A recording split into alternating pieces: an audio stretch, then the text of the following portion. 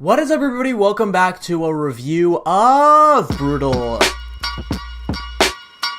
Now, this is going to be a quick review just because I am only about 8 hours into the game and I haven't really finished the entire thing. It is procedurally generated, so I think I have a really good idea of what the game is and how it is. Cool.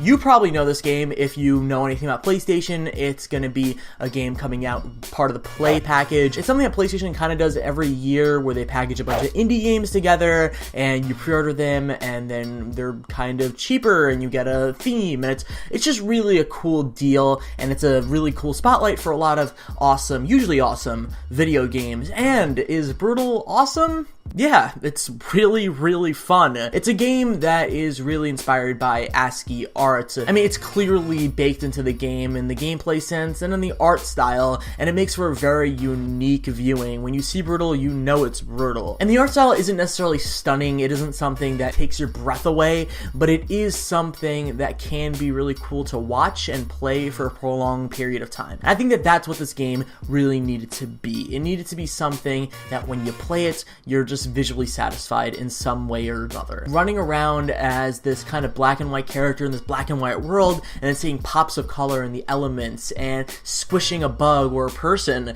and it's all bloody, like that's the stuff that kind of pops up. Having those juxtaposition of color is really unique and just cool to look at. This is a game really focused on ASCII art and that type of coding, so you're definitely going to be picking up letters, and that's a huge part of the game. You're picking up these letters and you're crafting weapons out of them, because this is going to be a dungeon crawler. It's a game when you're running around and you're fighting these enemies, so you're always trying to get to the end of the game. You're trying to constantly upgrade your stuff, and by doing that you're collecting letters, whether it's elemental letters, which are going to be fire, poison, electric, so on and so forth, and maybe sometimes just basic ASCII letters where you're going to be able to use those to craft your basic weapons. How do you find your basic weapon?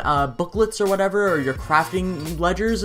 You have to go and find them randomly. It is all randomized, even the drops and the loots, but it works very well. I think the game is super good with creating a world that isn't unfair. A lot of these procedurally generated games create these worlds that are ridiculously hard. It's very balanced and it isn't unfair at any time. I think that has to do with a lot of the staples that it has. This game has a ton of staples in the procedurally generated world. You're always going to find a station where you can offer your loot to the gods in hopes of getting an extra life. We'll talk about that later, but you're always going to see something like that. You're always going to find a place with a key. These places are kind of commonplace in the game, and they make for a very, at least structured, procedurally generated video game, if that makes any sense. And part of that amazing level design is the map. And I never thought that I would have amazing array of things to say about a freaking map in a video game. It's a map that is able to go from 3D to 2D in a very slick way, something that is so smooth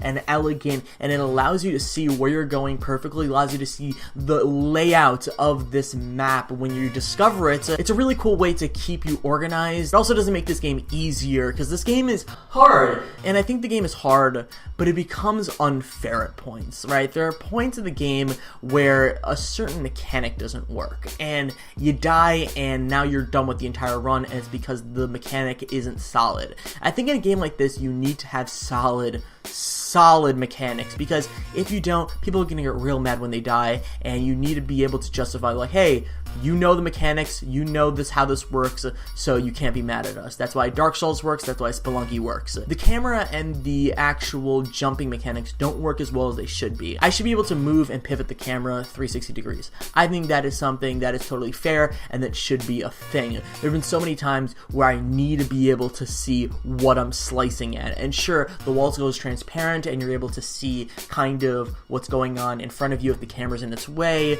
but it still doesn't justify not being able to move the camera a little bit just to see what I'm slashing at. And there are parts in the game where you have to jump from platform to platform. Very simple stuff, but sometimes you walk and it takes 2 seconds for the game to load and like reveal what you're walking into, and sometimes you just fall and die, and it becomes so frustrating. And I think that that is an aspect of the game that needs working on. Sometimes when you just jump, you miss it by like a centimeter and you fall and die. Sometimes sometimes you're slicing an enemy and it detects that you're slicing the enemy and you go too far off the cliff and then you die.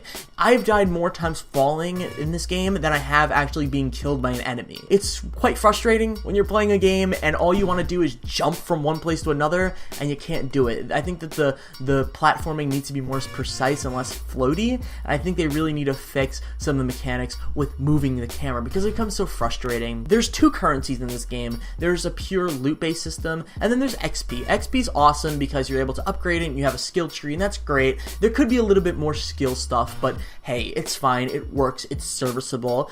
But then you have this loot currency, which is only used to give to the gods. And it's very random, of course, because you're giving money to a god, and he may or may not like it. I feel like there needs to be a little bit more of weight to this currency. I need to be able to be like, okay, do I give this money to the gods, or do I spend it to upgrade my weapon more, or do I spend it to do whatever with this? The loot just needed a little bit more usefulness. But overall, this game is such a fun hack and slash. I was really interested in going deeper into the levels and exploring more. Like, I wanted to explore this entire world because I'm telling you, the level design is so fantastic in this procedurally generated video game. They did such a great job of creating it. It works fantastically. So who is this game for? I think this game is for someone that wants to sit back and just play a couple rounds and just get deep into a video game casually or hardcore. You don't really need to be a huge RPG mechanic guy. You don't need to do any of that. If you just like video games and you want to get into something that is unique and special and has some really cool ideas, maybe not perfect, but it has some cool ideas and will definitely get you addicted, I think that this game is something that you might be into. I think this game is really good and I recommend it. So what do you guys think? Are you going to buy Brutal when it comes out August 9th, or are you just going to wait? Leave your comment down below. Let me know. Love you all. Bye bye.